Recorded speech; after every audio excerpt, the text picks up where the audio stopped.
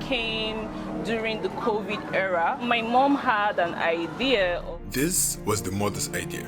Since we are in the middle of a pandemic and a nationwide lockdown, and we don't know how long this will go on, I think we need to find means to sustain ourselves in these challenging times. Maybe we simply need to grow what we eat. This was the whole idea. The idea was not to go into farming for commercial purposes, but rather for survival. As at that time, I was working as a banker. So we had to buy about 25 broilers, 50 pieces of fingerlings. With 25 chicks and 50 catfish fingerlings, they started a backyard farm within the four walls of their home. Within just a few months, they noticed something. The chickens were so big, the catfish were so big. I posted that on my WhatsApp and the response I got was amazing. My daughter suggested maybe we should. When they realized how good they were in farming, the daughter suggested the idea of transitioning into full-time commercial farming. After careful consideration, the mother was convinced. She resigned from her job at the bank to become a full-time farmer with her children, and together they founded Mechidyke Farms, specializing in the rearing of layers, broilers, and catfish.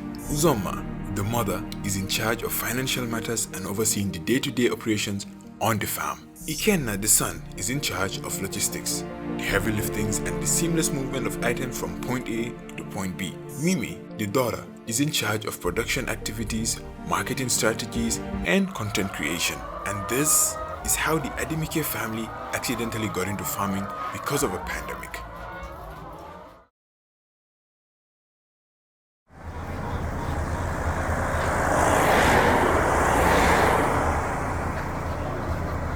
We got this space was a farmer had to relocate back to his country, and he was looking for buyers to buy both the building and the chicks. By then he had them on the floor. It was really something else, and we came into the picture. We had to rebuild, we had to buy more chicks, and that was how we started. That was how Mechidyke came to life. We started with one pen. Then later, we found out that there's passion between the children and I, especially my daughter. We really have passion for this. Little by little, from 150, we grew to 500. From 500, we grew to 2,000. And from 2,000 to 3,000. These 3,000 layers produce a minimum of 30 crates of eggs every single day. Each crate valued at 2,500 naira, which translates to a daily revenue of 75,000 naira for Mechidyke. You might like, oh yeah, it's huge, but you still have to remember that you still have to take out some money for your bag of feed. I'm not the finance person, I'm a production person, I'm a marketer. My mom handles the finance, so I'm not going to disclose how much we make in a month, but it is tangible. We've used that to build our house. We use that to do. You don't have to like maybe go and ask people for money all the time. You're generating income for yourself. You sell your eggs every day. Every day. You have some times that people get to beg you, please supply eggs to us. You're in charge at the end of the day. So yes, it's a profitable business. The business, I think, is really helping us. Egg alone can take care of whatever that we need. And you know, sometimes when the layers, when they are about 2 years or thereabout, we sell them off as old layers. We still make our bulk money from that one. We thank God for everything. In addition to the revenue generated from egg sales, Mechidyke makes extra revenue from this 5,000 capacity fish pond. For the fish, we roast, we send abroad, we sell locally. We sell even fresh ones to all these restaurants. Like initially we started out with the plastic containers. This one? Yes, this one. This one should be at least 1,000 liters or more. As you can see, this is built. Just have it tarpaulin there. So this is the wood. So how often do you, how long does it take for you to sell all of them? Like once you put like the babies in, like the small ones, how long does it take? It still depends on the size you're trying to achieve. For the smokable sizes, at least 3 months. For table sizes, 3 to 4 months. 4 months. But I've seen some, they're like way bigger. Bigger, yeah. So we keep them in batches. So as these ones grow to this level, probably you get to smoke this one, then you move them. Here. So 3 months now you get to sell all of them. Wow, let's move. Yes. Alright. Like those sizes are bigger than these sizes. These ones are bigger than these ones. Like the same. And we've sold most of them. These are the ones that. So like every 3 months, like you're selling? Yes, we get to smoke. Our grill stuff is at the back. Okay. So yeah, we get to use the charcoal, smoke them, sell, and we feed them at least twice a day.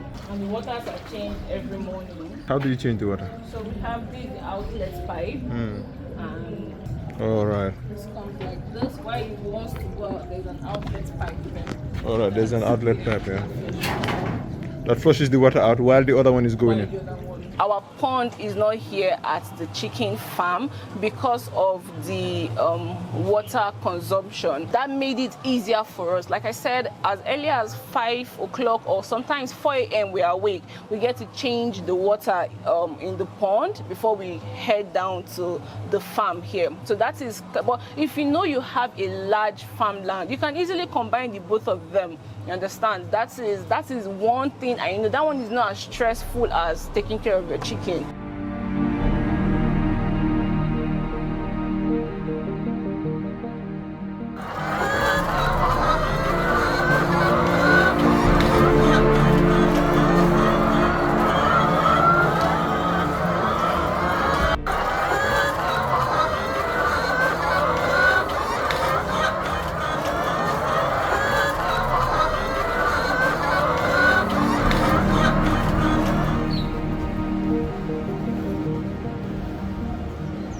What initially began as a survival strategy during a pandemic has evolved into a thriving source of revenue for the Mechidyke family. This is agriculture for you, and this is the power of just growing what we eat. Beyond solving our own food problems, the ripple effect extends to our neighbors, the local community, and on a broader scale contributes to the economic well-being of an entire nation. When I got into the space, I realized that so many youths are not really in this occupation, probably just a few of us. I thought, oh, okay, probably there is a ratio or there is a look down on this profession. So I went to do a 9 to 5. I did my 9 to 5 for 4 months, and as I was doing it, I was farming. As I was doing it, I was farming. And they say you cannot serve 2 masters at the same time. I had to choose one. I had to say, you know what? It's me and this farming, like we die here. This profession generates income every day. The market, you can't tell me the market is oversaturated. Like Lagos alone is 15, we have over 15 million people in Lagos. Imagine your own country, my own country, Nigeria as a whole, Africa as a whole. The fact that you're putting food on people's table, it's enough joy. It makes me wake up in the morning like, oh yeah, I have something to do. I have a family that would need egg. I have a bakery that would want to bake for their customers. I have a child in school that wants to eat egg this morning.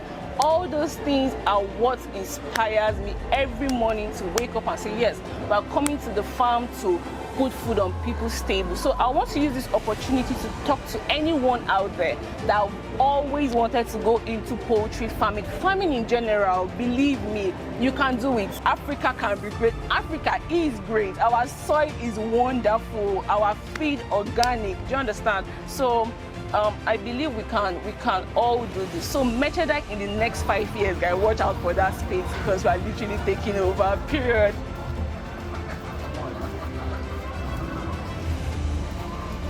And that concludes today's video. What do you think about Mechidyke and the Mechidyke family? Share your thoughts in the comment section below. For more details about Mechidyke, check the description box below. If you found this video insightful, don't forget to subscribe and share it with others. Thank you so much for watching, and see you on the next one.